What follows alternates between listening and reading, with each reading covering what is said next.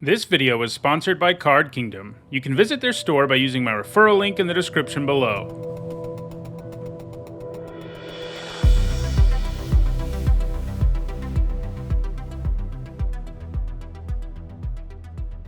Hi everyone, I'm Hone, and today is Friday, and that means it's time for the 494th MTG Top 10. In this series, I rank cards based on their historical performance at Magic's highest level of competition.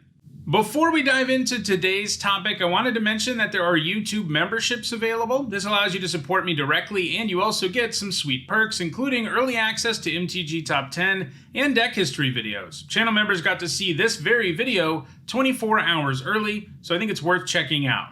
So this week's MTG Top 10 looks at pacifism effects. Obviously enough, this type of effect gets its name from pacifism, an enchant creature aura for 1 and a white that keeps a creature from attacking or blocking. Pacifism was originally printed in Mirage, and it was the first time we ever saw the effect, so that's why we call these pacifism effects. And this is an effect we see pretty often. We see it at least once in most sets. While it isn't the best removal in the world, since a creature with activated and static abilities can still do those things, stopping a creature from attacking or blocking is still a pretty massive downgrade, as those are usually the two main things a creature does.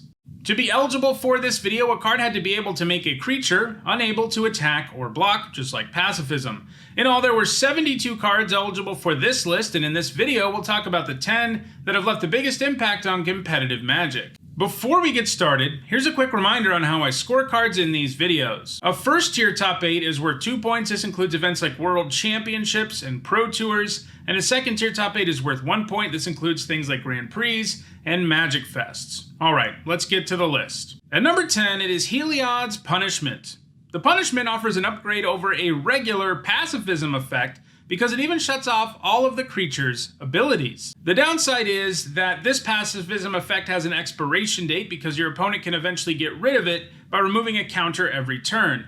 But 3 or 4 turns is a pretty long time, especially if you have shut down a major threat your opponent had, or took advantage by attacking your opponent effectively in all 3 of those turns. The game may never reach the point where this goes away. So far, Heliod's Punishment gained all of its points in Historic, where it's been played in aura-heavy decks that feature powerful payoffs like Shram Senior Edificer and Core Spirit Dancer. It hasn't gained any points since 2021, but Shram decks are still a thing in Historic, so it isn't impossible for it to gain more points in the future.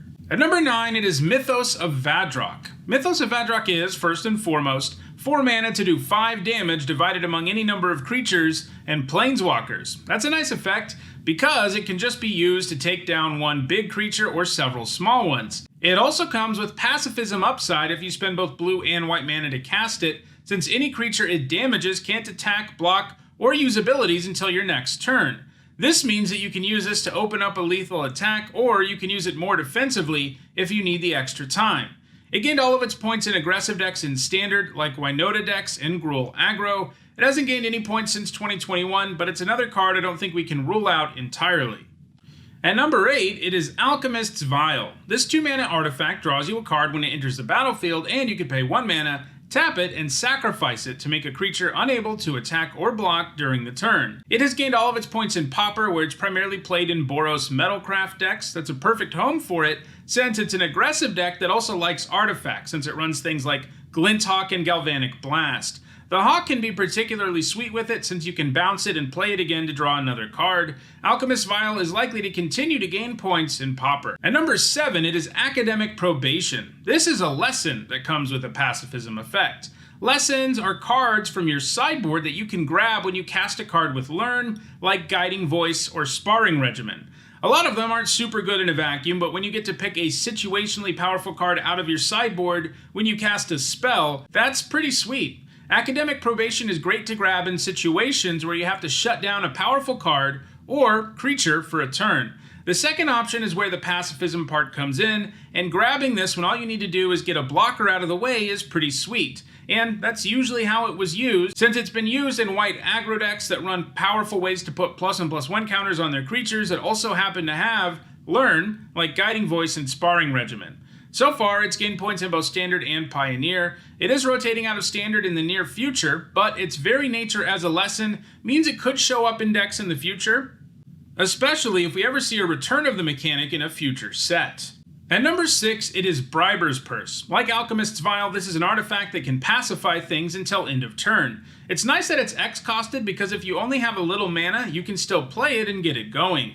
Alternatively, you can also pump more mana into it if you think you're going to need the effect for a while. It gained all of its points in Standard. The sweetest use of the card was in Jeskai Ascendancy decks, where you could cast it for 0, loot because of Jeskai Ascendancy, and untap your whole board, which was usually populated by mana creatures. Eventually, you could cast Retraction Helix and just keep returning the purse and casting it for free to untap all your creatures over and over again until your board was large enough to swing for victory or until you had enough mana to win the game. It was also used as a sideboard card in decks like Mono Green Devotion. It hasn't gained any points since 2015. At number 5, it is Light of Day, an enchantment that makes it so all black creatures are pacified. It was a pretty useful sideboard card in block, standard, and extended between 1998 and 2000. It was used by a fairly wide variety of decks, including aggressive ones like White Weenie, and combo decks like Oath of Druids. It hasn't gained a single point since 2000, and it doesn't seem super likely that will change anytime soon. At number 4, it is Arrest. This costs 1 more than Pacifism does, but it comes with the upside of also shutting down activated abilities. It was originally printed in Mercadian Masks, and it saw a lot of play in Masks block constructed. This was a format that was utterly dominated by Rebel decks. These decks were usually mono-white, and they liked to run Arrest as removal, and it was also good against Rebels, since they all came with activated abilities that let them search up other Rebels and put them directly into play, so making sure you shut those down was important. 13 years after that, it was also played in Return to Ravnica block constructed, where it was played in Boros deck wins. It hasn't gained any points outside of block formats, but it's definitely the kind of card that could easily be reprinted in a standard legal set, and that might lead to it finding more success in the future. At number 3, it's Pacifism itself. As I said earlier, it offers some pretty efficient removal. It's also been reprinted a ton, which has led to it having lots of opportunities to gain points in formats like block and standard. It wasn't until it got printed in 2003's Onslaught that it first gained points though. Its various reprints between 2012 and 2013 also led to it finding success in standard, generally in aggressive white decks. It has since been reprinted several times, as recently as Ikoria, but it hasn't gained any points since 2013. These days, creatures tend to have Enter the Battlefield abilities and lots of activated abilities, so casting a removal spell like this doesn't feel nearly as good as it used to.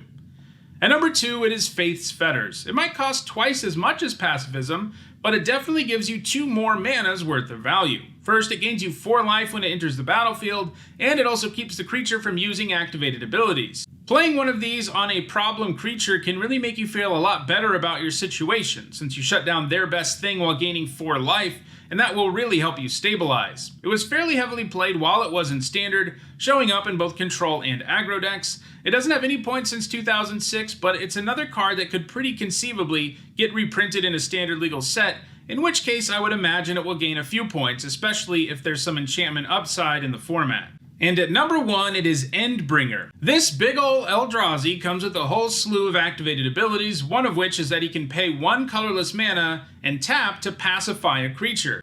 This is especially sweet because Endbringer untaps during every player's untap step. That means you can use this ability on your turn and on your opponent's turn, and it of course also comes with other abilities, including a ping effect and the ability to draw a card. Endbringer wasn't played at all in Standard, he was just too slow and clunky there, but it's a different story in other formats. In Modern, he's played in Eldrazi Tron, a deck that runs the Tron lands along with Eldrazi Temple, and that deck can play this on turn 3, and it produces a whole bunch of colorless mana for the abilities.